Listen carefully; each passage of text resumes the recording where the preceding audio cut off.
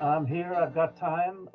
We're supposed to have an eclipse, but it's cloudy. So, Welcome to the Lo-Fi Lounge, Dr. Sascha Feinstein. thank you, man. I'm thrilled to be here. I just want to list your biography because you're a very eclectic human being. A poet, essayist, editor. You had two poetry collections, two memoirs, two jazz anthologies, that jazz fiction anthology. I actually have that one right there. The first one. So folks know that that's real, I'm not faking. Yeah. A book about the Keystone Corner, which how cool is that? You write essays. You've had essays in like jazzes, and you're a founder of the Brilliant Corners, There it is. a journal of jazz and literature. You're a sax player. So in your spare time, you're a professor of English at Lycoming That's uh, right. College in Pennsylvania. Glad that you're here and willing to talk to us about your art and your journey. I was at a library in Redlands. I live in Redlands, California, and there's a very old library that has they have their own little bookstore downstairs. I see a title. I go, oh, that's like the monk, this Mysterioso. So I buy this, and I'm reading through, it, and I went, wow, you know what I really love? I love poems about jazz. There aren't enough of them. I don't even know where to go looking at, there should be so much more communication and connection between jazz and poetry. I read this, think about Langston Hughes. I'm thinking about what to me seems like a vacuum, that there isn't a lot of commentary. So I track Brilliant Corners. It was perfect. It's like, this is exactly what I was thinking about. Your essays, which then leads me to Black Pearls. And this is a journey, and it's like an album unopened. Okay. Okay. So we want to do it, my friend, in three parts.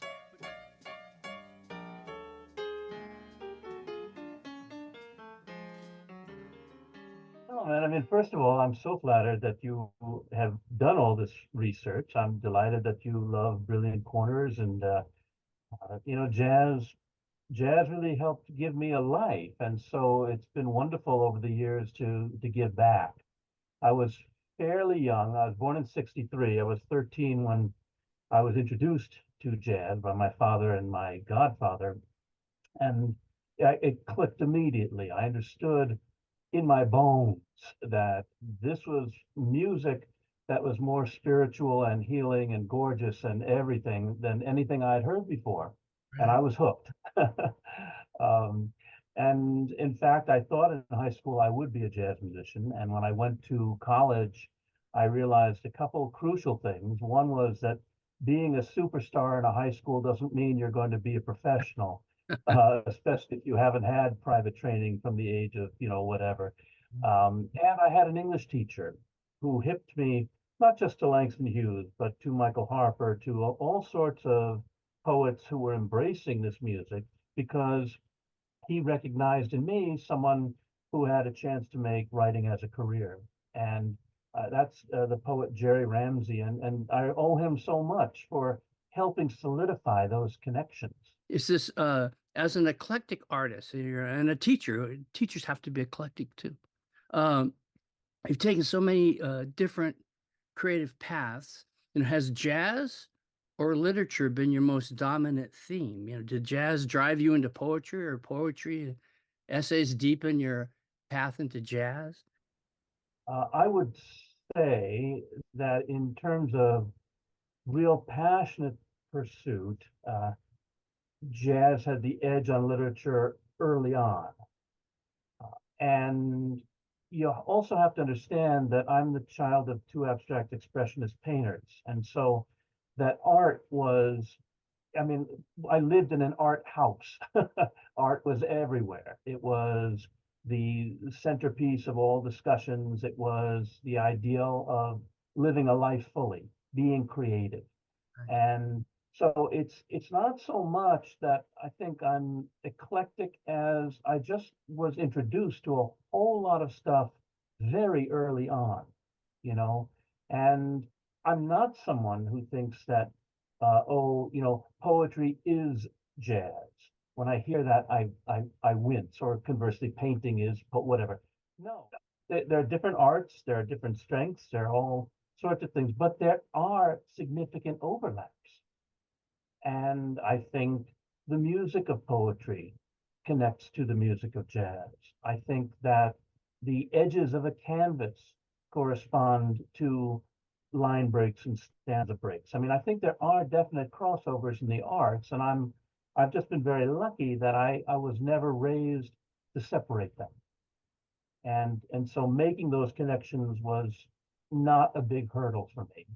I really get a sense that I'm in that house with you because the house itself is this art project, this Yes. moving parts.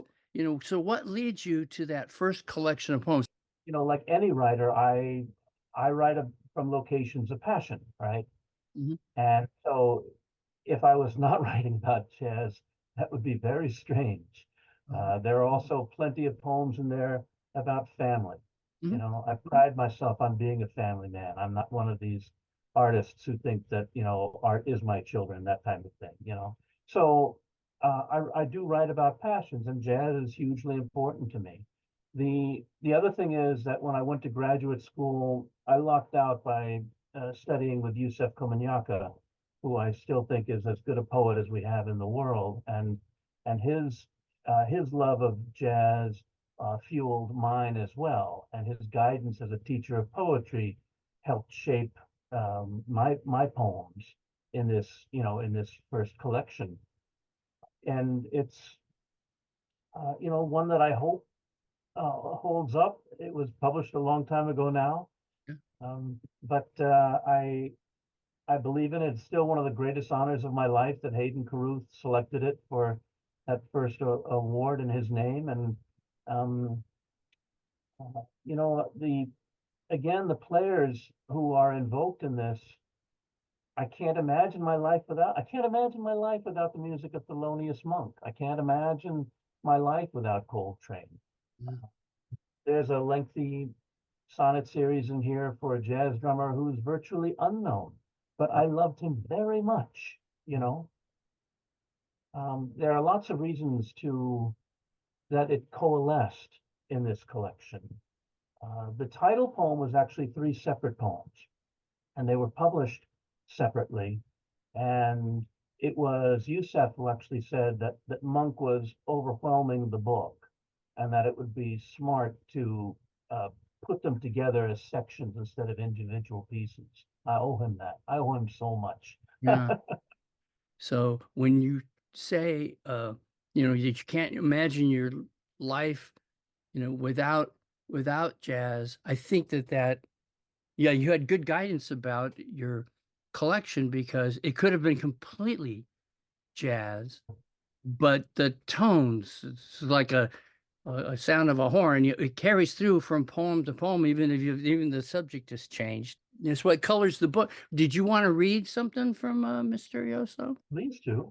Yeah. Um, you said that you were interested in hearing Coltrane, Coltrane. His white horse sleep can't be seen on record, though Monk's double call, loud at first, then softer, propels him to his feet, galloping into Well You Needn't. Water and God will clean Train's body by the end of the year, 57. But now only Monk's voice cuts through the drug's pull. His mouthpiece locks against rotting teeth, sound responding in a flurry on the beat. It's a strong solo, but not his best, not quite up to what would come. 10 years before his death, he's 31, just 4 years older than I am now. The tape clicks into auto reverse, and as I drive past Indiana's busted red barns, the album cover comes to mind. Monk's checkered cap, dark green shades with bamboo at the side, natty black suit, kerchief in the pocket. On his lap, sheet music atop an attaché case, and he's crouched into a child's red wagon, half-heartedly holding the handle. He was 39. His tilted head in time, as seen by an almost dead cigarette, lets us guess he's had enough takes for one day.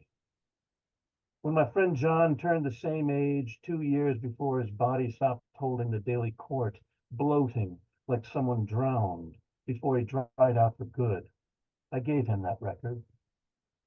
All evening, Monk and Train played back up the trays of heavy crystal clinking Jack Daniels on ice.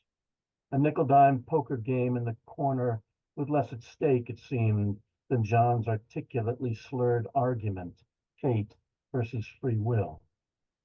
His art students, some said in the morning, did well before they switched to Ouzo. I'd left by that round. Lily, my date, wanted some air, to walk by the Ipswich River, then the graveyard, because she said there's no better relief for the August nights. She took me to the moonlit Mayflower stones, our fingers inside the mossy etched slate to feel a time that had passed. We crossed a path of pine needles, tall cedar trees, some fallen by the winter's blight, thick and tangled wood filling the air with carmine scent. It was there she told me what happened to her as a child, how her mother must have heard father closing one door, then the other. What could I tell her? When I touched her hand, she kissed me on the mouth, said she was sorry it was the drink, that she'd ruined the evening, and pleased not to think less of her. Most had fallen asleep when we returned. We left some people in rocking chairs, a card player on the couch, the carpet patterned with arms and legs like a Caravaggio, varnish darkening as we turned off Noguchi lamps, the overheated stereo. Driving alone to Thelonious' septet, I often wonder if she ever made it south. Summer in New Orleans, her paisley blouse catching smoke, blues bands outside the French Quarter, shadows of trombone slides and clarinets muting their solos across her eyes. Before she drove away, I held her close enough to feel against my face her hair, curling and smelling sweet, almost like the vapors of whiskey, almost like cedar. I love that poem, and part of it is that it does, I think, what all the best art does is that there's it has stages. You're in different settings, it's cinematic, and I'm thinking, okay, um, I'm experiencing this feeling, but there's some darker thing here, and Mm, you get to it. But it was the phrase, the smoke uh, going through the blouse, that I was thinking, and I kind of just went back over that phrase, that I think art, you try to reveal, a feeling or an inner understanding, but there was that thing, and it was lingering with me, that smoke. mm, Come to read your book, it was at Black Pearls a week ago, and that poem pops right up again, and then the real story with even a more tragic, you know, ending to it is something that I rarely will get to interact with a piece of art where you would get any other kind of commentary. You just you have to live with the poem and it lives with you. When you were writing that, that must have been really hard to tell the third piece, the third act. Well, the thing is, first is, I'm going to begin a little circuitously. Sure. Uh, David Wojan has a wonderful Duke Ellington poem called Satin Doll, and it focuses on the speaker's aunt who's going through a divorce. She's pregnant with a second child. I mean, it just seems awful, and the speaker just wants to imagine a better world for her, a better reality for her. And when David was writing about that poem, he said it was based on someone, quote, very much like my aunt. And so that's a huge difference, right? Between, let's say, I'm making a poem about a topic, or if I'm writing memoir. Memoir, I take it very seriously that I use exactly what happened. I mean, obviously, I shape, I edit, I describe it different ways, but I don't lie. Right. Um, Poems, I'll push around with the truth to make the poem as good as it can be. And while yes, there are certain things in there that are autobiographical, there are other things that have been shaded a bit. What I wanted to get forth in this poem was the idea of how we pull ourselves out of adversity, beginning with Coltrane and his dental issues and nodding out on the stand, and then suddenly coming alive and maybe not being as great as he's going to be, but absolutely doing his best and leading towards something greater. And then in the middle in that party, the fact that they're talking about fate versus free will. The question is, okay, what are things that do seem fated? How do they shape you? And how much of your free will can counter that? Culminating finally in this young woman who is coming from great adversity and wondering where does it end? Yeah. Where does it go? Is it going to be a beautiful close? Will it not be?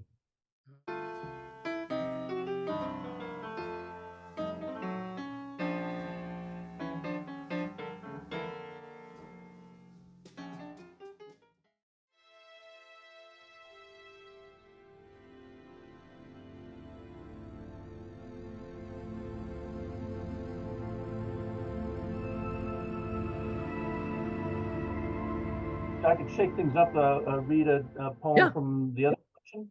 This is Ajanta's Ledge, longest poem in there. I'm not going to read this, but I'm pleased. It's a series of 10 sonnets, all in the voices of famous alto saxophonists from 1965.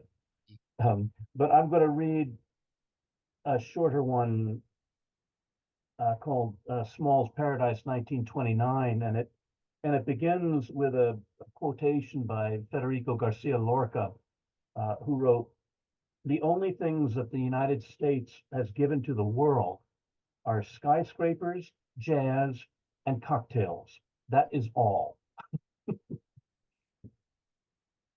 Called Small's Paradise, 1929, and it begins with a quotation by Federico Garcia Lorca, who wrote, "The only things that the United States has given to the world are skyscrapers, jazz, and cocktails. That is all." Small's Paradise, 1929. You'd be right to imagine Lorca challenging the gramophone's needle skittering across the 78. Lorca leaping to Ellington, black and tan fantasy. When he arrives in Manhattan, how can we not picture him dancing with the dancers?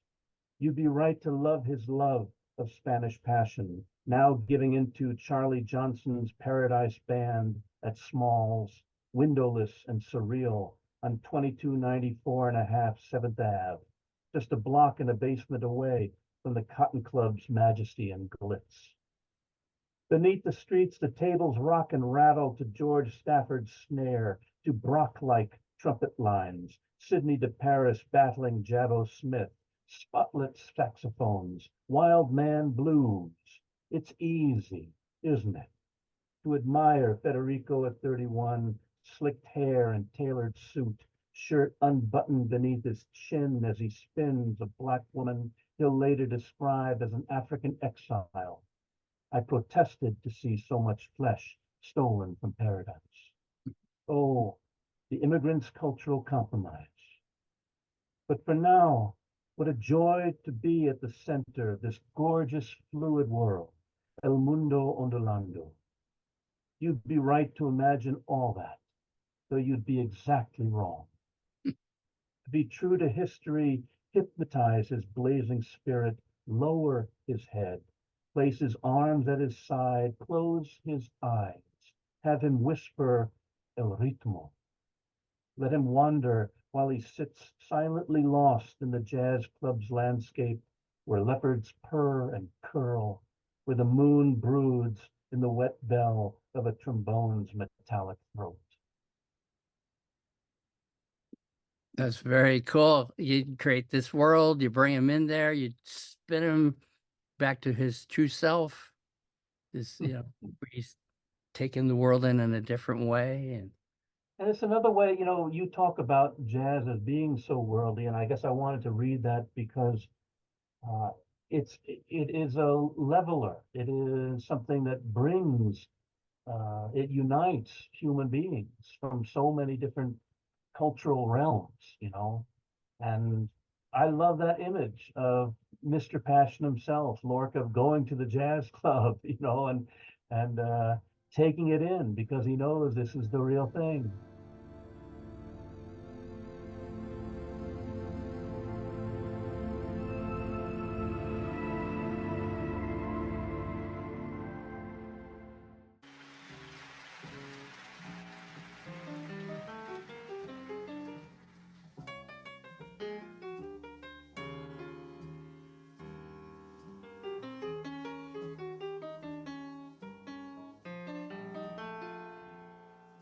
Welcome to the Lo-Fi Lounge, Dr.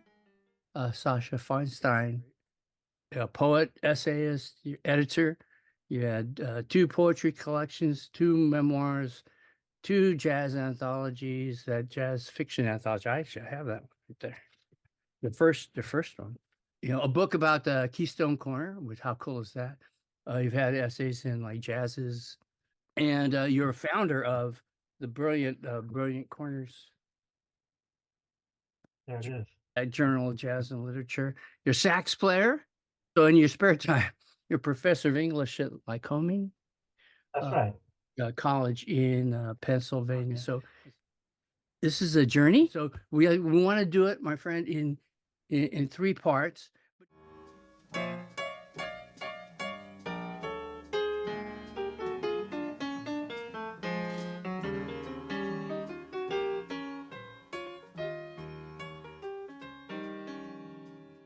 Brilliant Yeah. Corners, part two.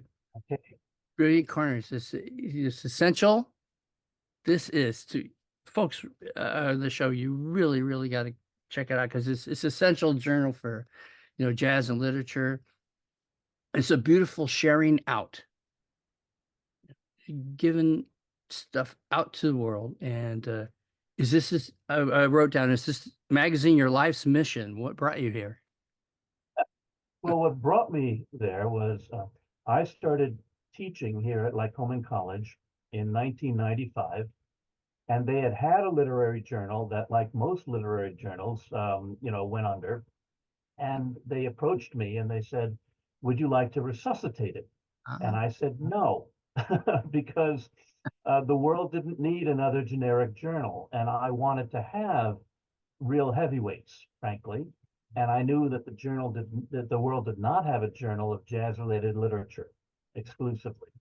And the president at that time had some reservations. He thought it might be too focused. But the dean said, "Look, we can be the only ones in the country to do this." And so he said, "Okay." And I started with scratch. I had been an associate poetry editor for Crazy Horse magazine, but I had no experience really, choosing stock, choosing, fonts or anything like that. And I started from scratch. But in December of '96, the first issue came out, and I'm pleased that we've sustained a print journal. They always, very rarely, but that does this not happen. But they just about always end with a lengthy interview that I conduct with an artist, usually a writer, sometimes a musician. The forthcoming one is with a musician, Benjamin Boone, who put out lots of albums, jazz albums with poets. The one that you held up Yep. was with beautiful Dick Golden, who was one of Tony Bennett's closest friends. It's Yeah, a wonderful, the whole concept of this, the picture to the interview to his connection to Tony Bennett's connection to Duke Ellington. It's seamless. It's a poem unto itself. And my wife, who I don't know if she's a jazz fan or not, probably not. But I said, "You like this picture?" She goes, "Yeah, it's really beautiful." You got to read this because it tells the story. And yeah, the interview. I mean, you're a really good interviewer. That really pulls out that story to its nth degree. All its connectors are in there. thank you.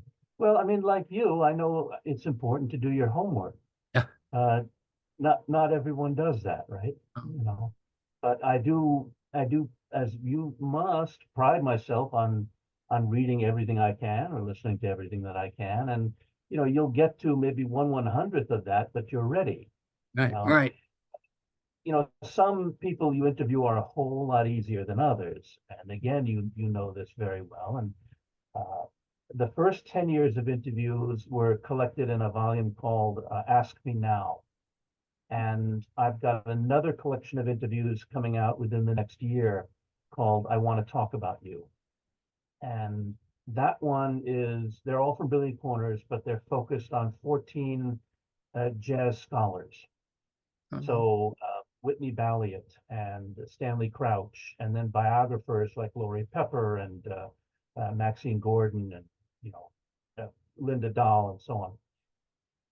But I believe so much in the oral tradition, yeah. and I mean it matters so much to me, and it saddens me that more and more presses are pulling away from that and going exclusively for secondary sources, which I think is a huge error. Yeah.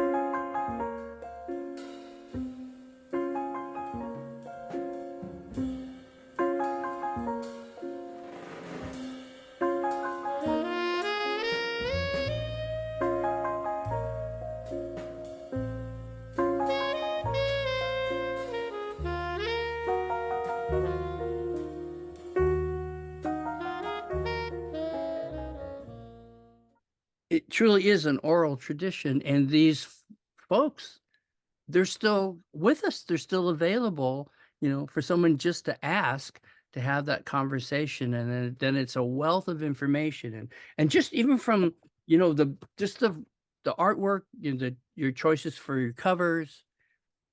It's it's just a complete thought, and I think that that's Sure. what's brilliant about this is so many, poem to poem, essay to essay, short piece to short piece, literary piece is, this open door, this invitation, something's going to ring with somebody, right? I hope so. Yeah. It just occurs to me there's an anthology that you might like a lot called Turn It Up, and Okay. it's edited by Stephen Kramer. And Turn It Up is the only anthology I know, poetry anthology, that has both blues, jazz, rock, and hip hop Oh, poems. oh, okay. Yeah. Yeah. So if you're ever looking to fill in, on many of the genres that you've got, this would be a great source. But how do you, I know you solicit how you bring things in, but how do you guys go about choosing what goes into the journal? The truth is, it's pretty much me. Oh, okay.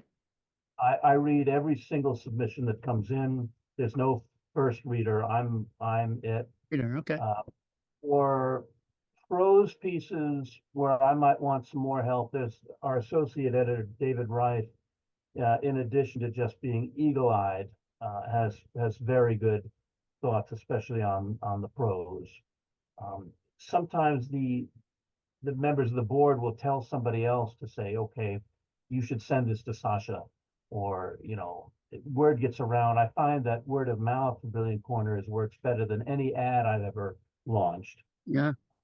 Yeah. But I'm for better or for worse, I'm the guy.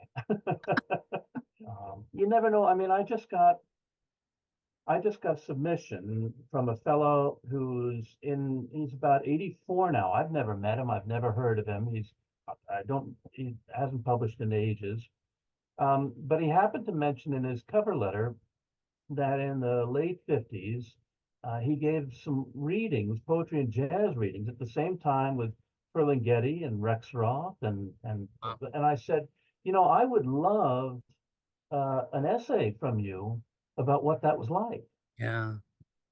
And he said, terrific. And so this next issue will not only have a couple poems from him, but an essay on this topic. And how many people are there out there now, still around, who did this and who remembered, how drunk so and so was, or how this didn't work, or how what Ferlinghetti wore, and all those sorts of things. It would just be these old black and white films they would show at a college, and if Ferengully's like out in the street talking, reading his poem to a dog or something out there. I remember just thinking, that's the greatest film of all time. One of the poems concerns this very dog, whose name is Homer. That's a good dog. I bought his last book. He was like about 300 years old. He turns out, this book, and it's like, it's a really great book. I mean, it's a stream of consciousness, and it's just, it's brilliant in its own right, and how much we owe to that beat era, and that connects to jazz so much too.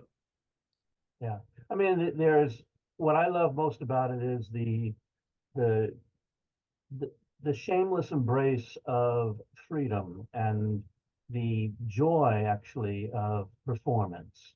There was a lot of, in terms of poetry and jazz stuff, yeah, there was plenty of really, really sloppy stuff that happened. But they were out there, man. I mean, they were trying new things, and they understood that art shouldn't be necessarily segmented, that there are beautiful crossovers, that it can be very meaningful to bring them together. And, some people were a whole lot more successful than others, but I mean, I love a lot of those figures. And yeah, their aesthetic isn't that much, I suppose, in my own poetry, but their spirit is. But it's all, all of these things are covered in that discussion, and just that thinking. It's like this corner, in being a monk's corner there, and being in that corner and getting a chance to kind of sit down and think through these things. I just think it will bring a lot more people to jazz and literature by checking out Brilliant Corners. The thing about jazz is so much of it is instrumental, right? So you're taking something in the air that is invisible, and then uniting it with language, which is so concrete in its own way. And those crossovers are immeasurable. And one of the things that I've loved over the years in publishing such a range of writers is the different approaches that they have to embracing music. That some essays will be, not like really tight-assed academic, but much more formal. And this next issue, for example, has a couple that are awfully freewheeling. You have to let go and fall into it in the spirit of percussion, actually. Yeah. So I love that. I love that there's nothing set. I'm not looking for, even though I am the editor, there's not like the jazz poem that I'm looking for. Right. I'm looking for things that move me in different ways, that are interesting to me in different ways.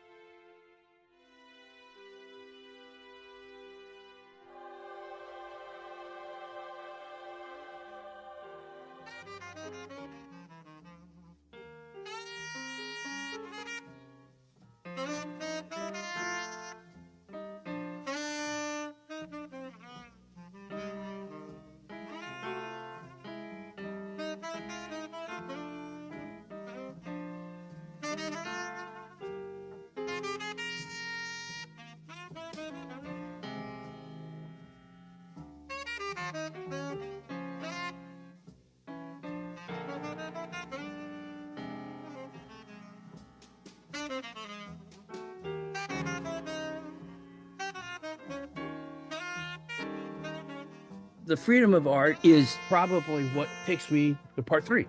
This is it's a beautiful story about your last year with your mom, You know, you're 17 years old. She's battling cancer. And, you know, obviously it's on one level, certainly a very clear-eyed document about, you know, the painfulness of that journey. It's a painful journey, but it's filled with, as Rossan Kirk would say, bright moments, Yeah. magical moments.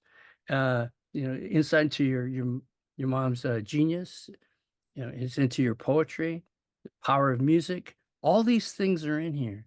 So when you launched out to do this, I know you probably had to write this book. There's probably a cathartic aspect to it.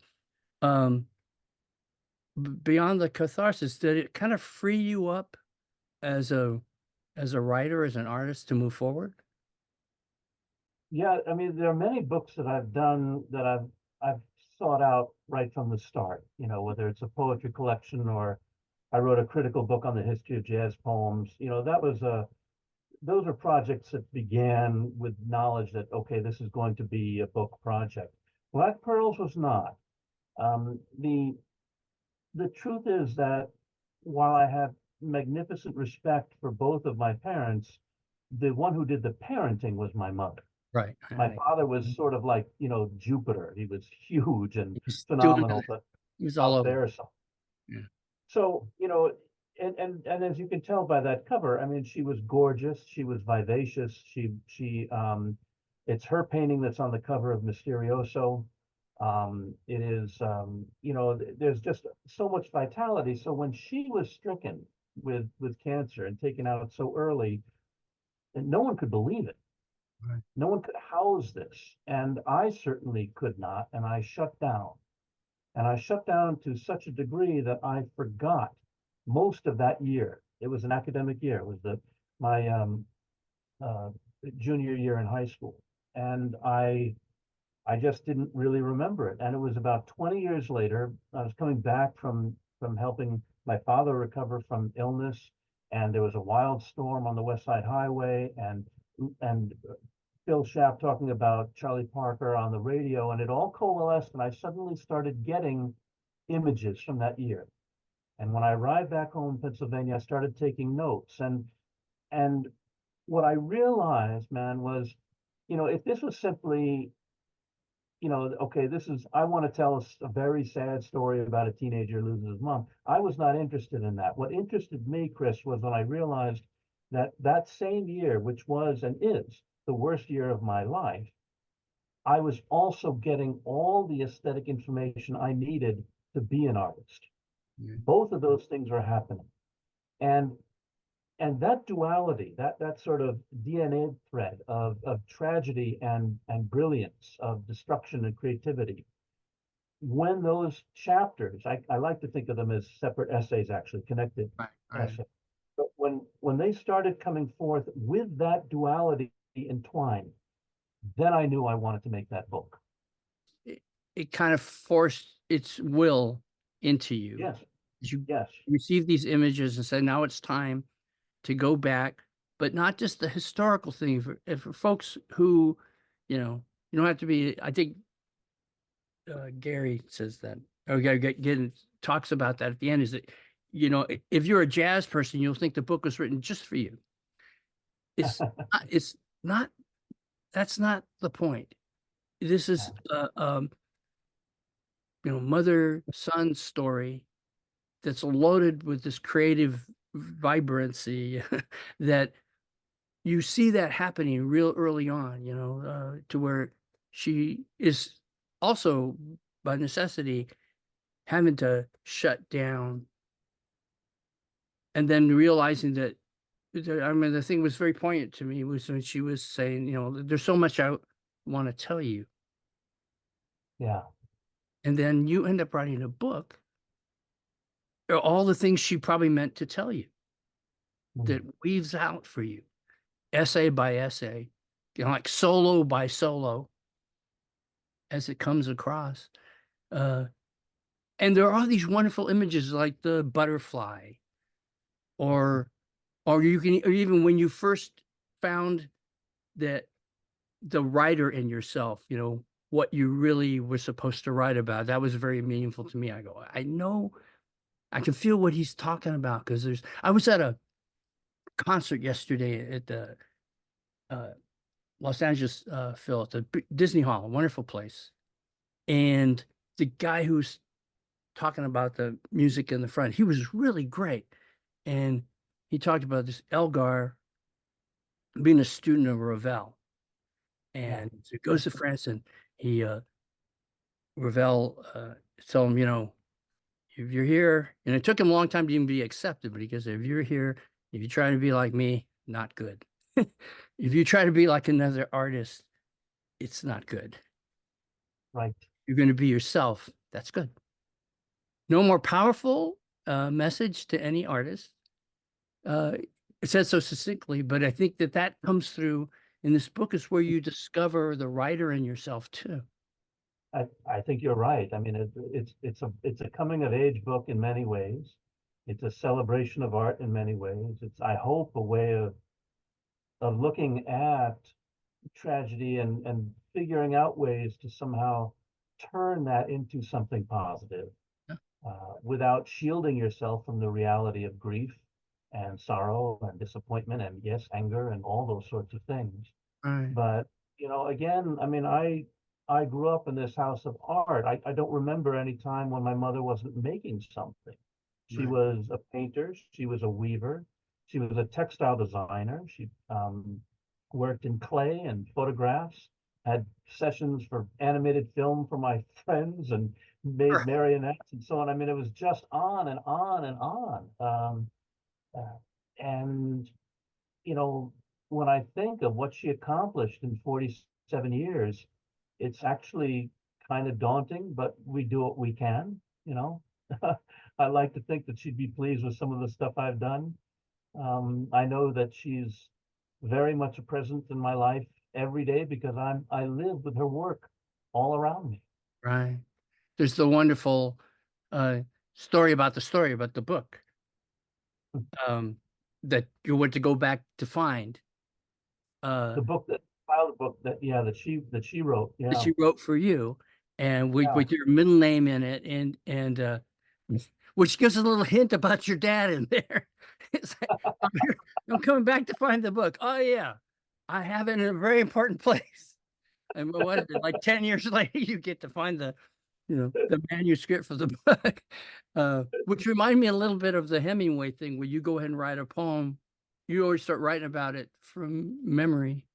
Yeah. And then probably got the essence of it anyway. But it's the book is filled with these joyous pieces with very, very dark overtones. And you go into this thing, and you feel like you would feel for any 17-year-old who's having to deal with such monumental grief. Yet, essay by essay, there's things that get pulled up, and then at that same time, this jazz that's in you gets pulled up, and you become a jazz musician, an aficionado. I mean, all the things that worked out for you now. You're a champion of this music, and you play it and you feel it, and it's so much a part of your DNA. It is. It absolutely is. You're right too when you make that wink about my father perhaps being a different cat. He was a hoarder of monumental proportions. That TV series, that's all child's play, man. What he managed to ruin in his lifetime was staggering. And but that's my second memoir, Right. which is called Wreckage and subtitled My Father's Legacy of Art and Junk. And there too, I knew I had the book when I realized that in these same worlds that he inhabited, he was crushing them. He was bringing them down, literally bringing everything down. And while at the same time being one of the most focused artists I've ever known in my life, Yeah. And again, it's that double helix. That's Duality. I'm not interested so much in these memoirs, like saying, okay, something terrible happened to me. and then you lead up and you get the terrible thing, and then it says, but I survived. It's sort of a pretty limited arc, it seems to me. Yeah. And I'm much more interested in things spreading thematically and working actually the way I govern poems as well. More by theme, more by metaphor than necessarily chronological order. I forget now who tells you that you shouldn't be afraid of travel.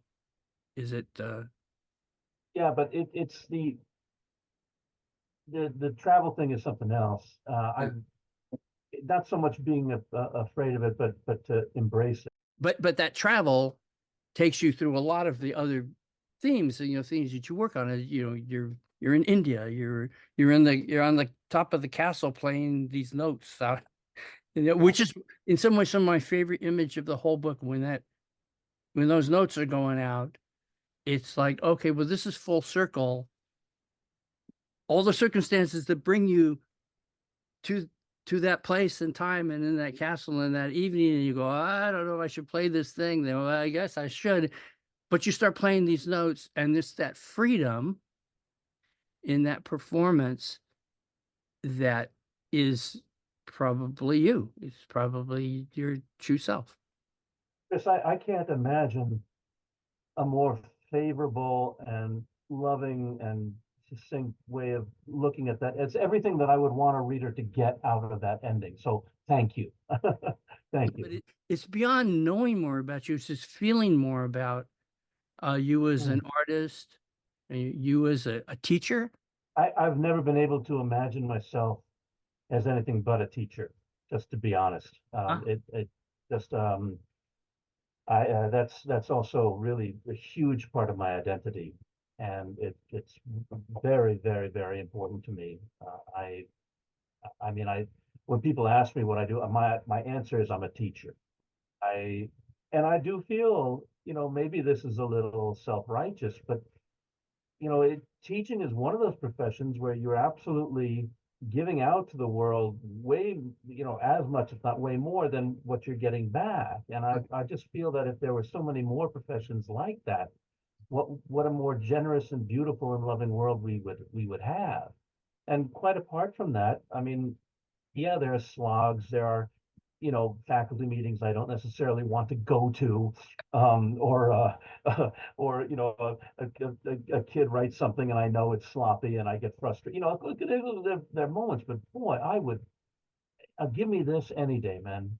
Yeah. Talking about art and having them learn about themselves, and every fall I teach a class.